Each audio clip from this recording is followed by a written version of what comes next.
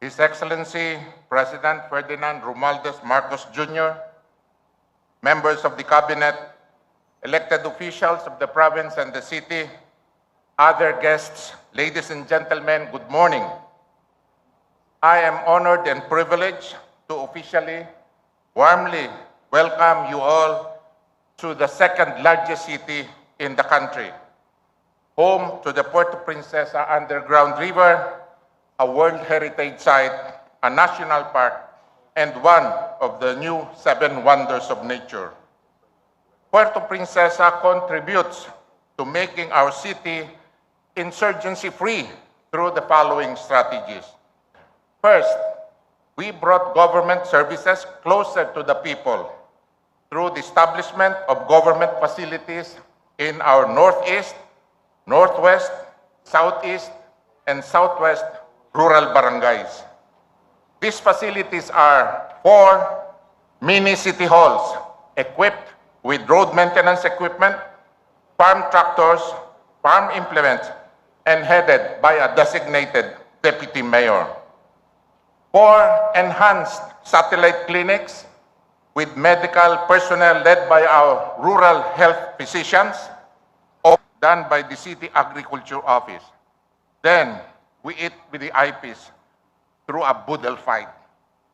Third strategy, construction of infrastructure projects in all barangays, concreting and opening of barangay roads and farm-to-market roads, multi-purpose buildings, covered gyms, daycare centers, solar lighting in rural barangays, along highways, in our borders, community centers, and in our IP communities.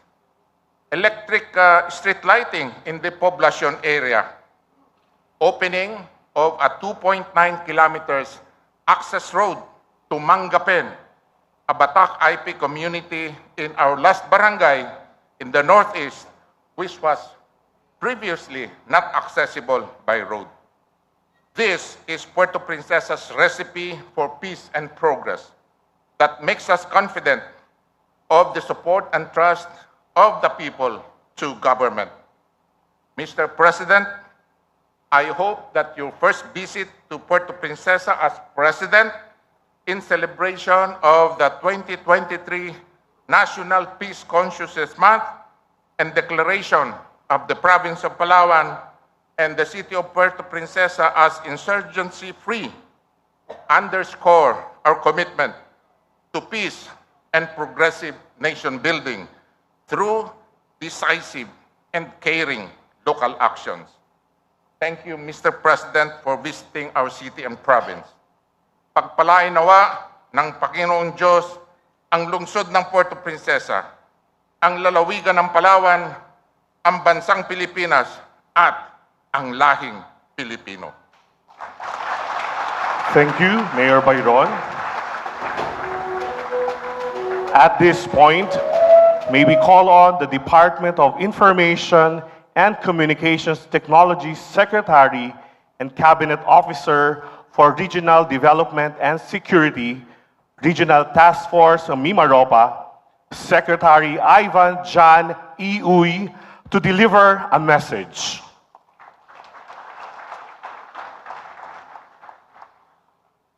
Your Excellency, Mr. President Ferdinand Marcos Jr., ladies and gentlemen, good morning. I join every Palaweño in celebrating the declaration of Palawan as insurgency-free by the Palawan Peace and Order Council.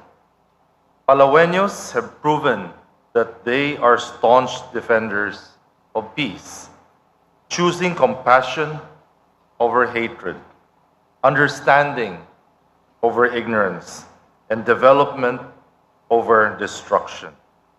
This hard-earned declaration is just a start for Palaweños on this long path of achieving lasting peace and development.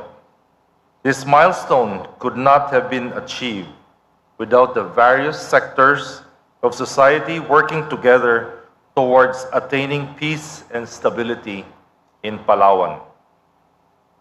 I thank our brave troops of the Western Command of the Armed Forces of the Philippines, for keeping Palaweños safe through their operations, to the Mimaropa RTF LCAC led by co-vice chairs Romblon Governor and Regional Development Council Chairperson Jose Riano, and Occidental Mindoro Governor and Regional Peace and Order Council Chairperson Eduardo Gadiano, national government agencies, and local government units for implementing programs and campaigns to improve the lives of our countrymen, and most importantly, to every Palaweño whose love for peace resulted in eradicating insurgency in the province. As the designated cabinet officer for the Regional Development and Security for Mimaropa, I have seen how Mimaropa RTF LCAC's efforts translated to concrete victories in uplifting the lives of Filipinos, particularly in Palawan. The first semester of 2023 saw Mimaropa RTF LCAC accelerate the implementation of the Barangay Development Program and retooled Community Support Program, expedite basic service delivery, promote military-civilian activities, heighten campaigns for good governance, and counter communist terrorist groups organizing, among others. Peace and development go hand in hand. As such, we shall sustain these efforts through the whole of government approach to replicate Palawan's success in Occidental Mindoro and Oriental Mindoro, and finally, achieve an insurgency-free Mimaropa in the near future. The declaration of Palawan as insurgency-free is a fitting milestone to kick off the government's celebration of National Peace and Consciousness Month this September. This year's theme of the National Peace Consciousness Month, Kapayapaan, Responsibilidad ng Bawat Mamamayan, highlights our collective responsibility to protect peace regardless of religion, culture, and political beliefs. By supporting the NTF-LCAC and its whole-of-nation approach, we shall build a nation that is free from lawlessness, violence, and animosity. Today's declaration is both a reminder and a challenge for peace-loving Filipinos.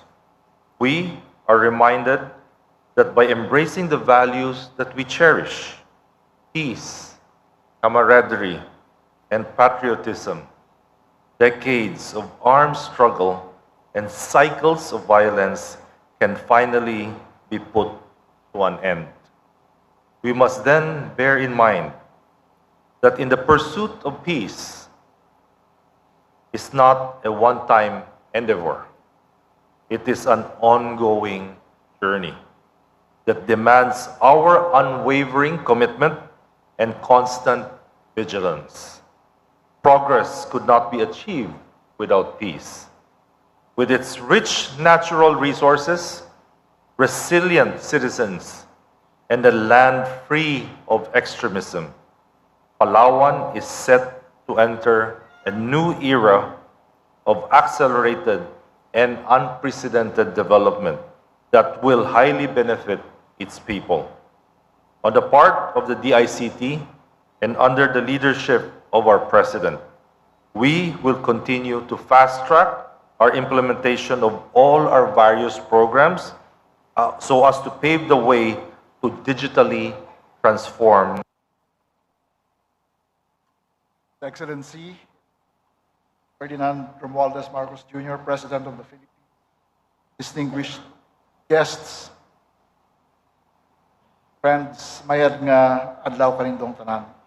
It is my honor and pleasure on behalf of the provincial government and people of Palawan to present to you the official declaration of Palawan Island as insurgency-free, and to thank you all for your contributions to achieving peace in our time. This event is really to celebrate the end of the local communist armed conflict in Puerto Princesa City and Palawan. And so as we thank everyone who contributed in one way or another to this outcome, I would like to respectfully invite the Honorable City Mayor, Lucilo Bayron, to join me in presenting His Excellency President Marcos with these framed copies of the Provincial Task Force and City Task Force LCAC resolutions declaring the City of Puerto Princesa and Province of Palawan insurgency-free. Tamang salamat kanindong tanan. To His Excellency President Ferdinand R. Marcos Jr., fellow public servants and peace partners, isang maganda at mapayapang umaga sa ating lahat. This year's National Peace Consciousness Month celebration with the theme, Kapayapaan ay responsibilidad ng bawat mamamayan, is a clarion call that all Filipinos have a responsibility to protect, help push forward, and sustain the gains of the comprehensive Philippine peace process. It is also a reminder that even in the face of adversity, we can unite and reconcile, bridge divisions, and work towards a more peaceful, democratic, and just society. As we launch this important event under Presidential Proclamation number 675 issued in 2004, declaring September of every year as National Peace Consciousness Month, we acknowledge the individuals, organizations, and institutions, most especially our local government units, which have served as instruments of peace building, conflict resolution, and reconciliation. Their remarkable work over years served as an inspiration and reminder that all of us have a crucial role to play in building a nation where our differences are celebrated, where every citizen's rights are respected, and where everybody's voice is heard and amplified. The opening of the Peace Month coincides with another milestone, the declaration of Palawan as an insurgency-free province. Such declaration is a cause for celebration and testament to the national and local government's steadfast efforts to resolve situations of conflict and put an end to armed violence in our country. We stand before you today with a beaming hope and an ironclad determination as we embark on a journey towards building a more peaceful, progressive, resilient Palawan, as well as other areas throughout the country that are now free from the shackles of insurgency. The key to achieving an insurgency-free province, therefore, is through the establishment of good governance, adherence to the rule of law, and ensuring social inclusion. Transparent and accountable governance build trust among citizens and the government. We commend the local governments of Palawan Province, and the Puerto Princesa City for making this very possible.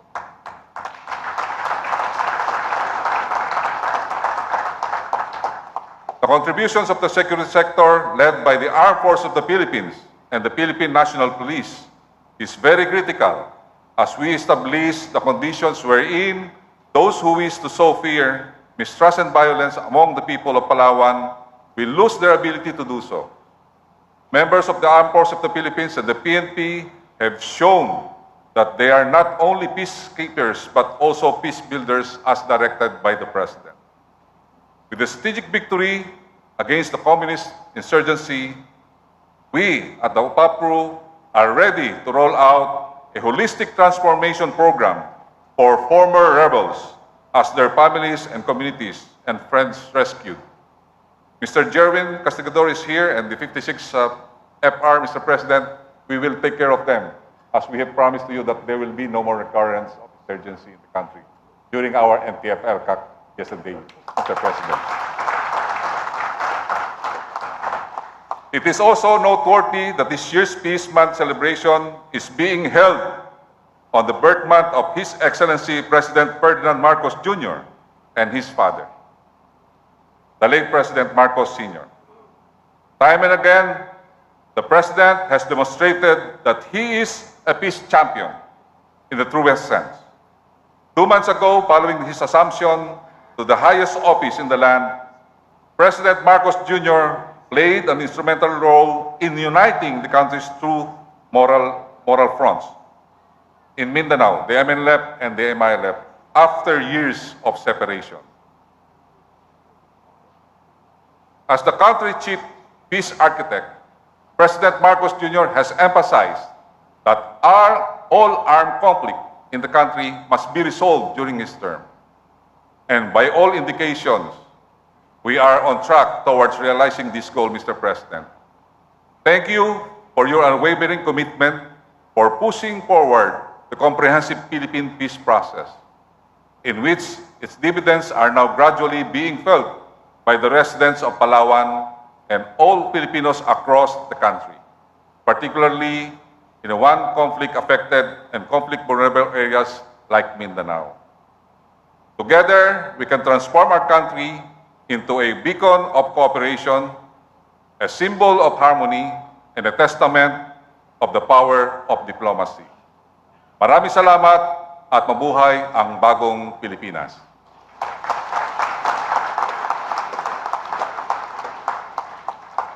Now, on my important task to introduce our guest of honor and speaker, ladies and gentlemen, the President of the Republic of the Philippines, His Excellency Ferdinand Romualdez Marcos Jr.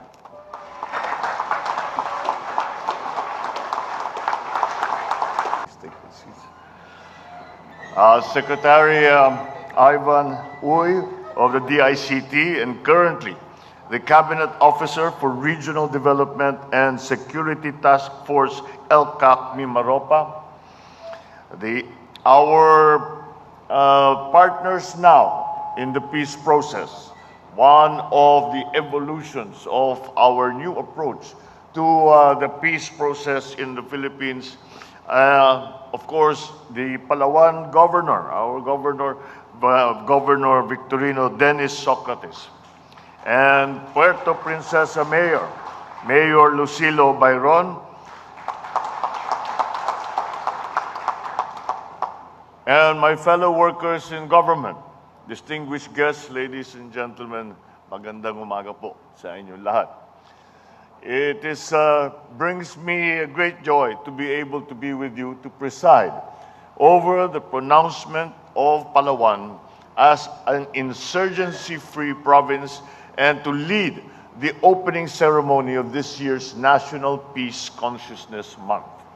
I cannot think of a better way to open the celebration, the commemoration of the National Peace Consciousness Month, then to also at the same time be able to announce and to declare Palawan Island as insurgency-free.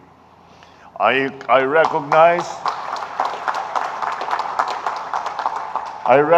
of course, the collaborative and inclusive efforts of the regional and provincial task force, of the task force ELCAC, Provincial Peace and Order Council, its partner agencies, and the people of the province for the successful implementation of the whole-of-nation approach to end local communist armed conflict.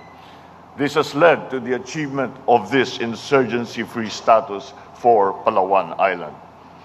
The milestone that we celebrate today epitomizes the commitment that you have put to end the decades-long insurgency in the area through the provision of national reintegration programs for former rebels and promotion of the island's peace and security. At habang pinapakinggan natin ang mga paliwanag na ibinigay sa atin ng ating mga butihing local government officials, Governor Socrates and Mayor Byron, ay nakita naman natin kung bakit naging matagumpay itong ating peace process, hindi lamang dito sa Palawan, kung hindi sa iba't ibang panig sa iba't ibang lugar sa bansa. And these are the certain elements. Kung nakita ninyo, nung nagpapasalamat tayo sa mga na-involved dito, ay napakarami ang pasasalamatan. At nandyan siguro ang sekreto kung bakit naging matagumpay ito. Dahil lahat ng buong lipunan ay kasama na ngayon sa peace process. Noong kundate, ay nakita natin ay ang kaharap lamang ng mga rebelde ay sundalo at saka pulis. At kaya't napakahirap na maabot ang pagkakaintindihan at maibalik sa ating lipunan ang mga naging rebelde. Ngayon, ito ay marami ng dinagdag na mga itinatawag na features that have helped us bring us to this day where we can commemorate the announcement or the declaration of areas in the Philippines as insurgent-free. Unang-una diyan ay yung tinatawag nga natin na whole of nation approach.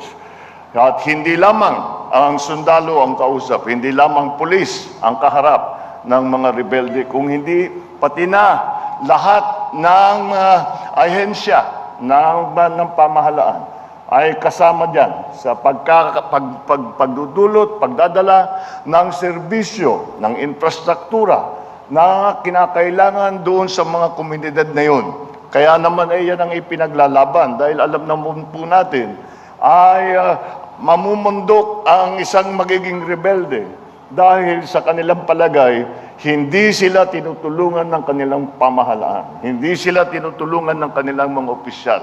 They are neglected and have lost hope in our in a peaceful life, in a peaceful society. And that is why they resort to violence and they resort to fighting in the different forms. So, that is the first thing that we need to attend to. Kailangan maramdaman ng bawat Pilipino na nandito, hindi lamang ang pamahalaan, kung hindi pati na ang local communities, pati na ang local government, pati na ang mga pulis, pati na ang mga sundalo, pati na lahat ng bahagi ng ating lipunan ay nandyan upang suportahan at pagandahin ang kanilang buhay. Kapag natupad natin yan, natupad natin yung pangako na yan, ay makikita natin na magiging mas madali ang usapan na papunta sa kapayapaan. Isa pang bahagi nito ay ang ating pagpapartner sa ating mga local government officials. Na ngayon, pati local government ay maaring makipag-usap sa mga lokal na rebelde. Dahil alam naman natin, pagka tayo ay galing sa isang lugar, kilala naman natin, kilala mga kamag-anak natin, yung mga kaeskwela natin yan dati. Kaya't mas madaling lapitan ng mga local executive. Malaking bagay po ito. Ito ay malaking bahagi dito sa NTF-ELCAC at kaya't nagbago ang patakbo ng peace process dahil isa sa bahagi diyan ay yung pagsama ng local government at ng lahat ng iba't ibang ahensya ng pamahalaan ng national government upang tulungan at suportahan ang pagbalik ng mga naging rebelde sa ating lipunan.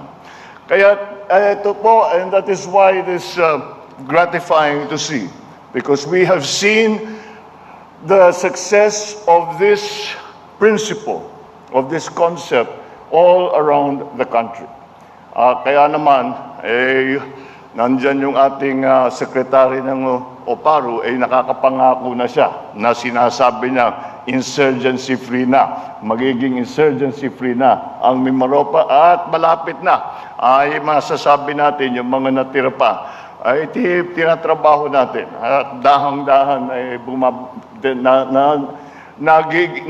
bumabalik nga ang mga dating lumalaban sa gobyerno ay bumabalik na sa ating lupunan upang magkaroon sila ng magandang hanap buhay, maalagaan nila ang kanilang mga pamilya at bukod sa lahat na meron silang pag-asa para sa kinabukasan, na ang kanilang buhay ay may pag-asang gumanda, na ang kanilang buhay ay may maari nilang mas maganda magiging buhay ng kanilang mga anak kaysa sa naging buhay nila. Lahat naman tayo, ganyan ang ating mga pangarap, ganyan ang ating panalangin. Kaya dahil diyan, nakita natin ang naging matagumpay ang ating peace efforts na sinimula natin na napakatagal na.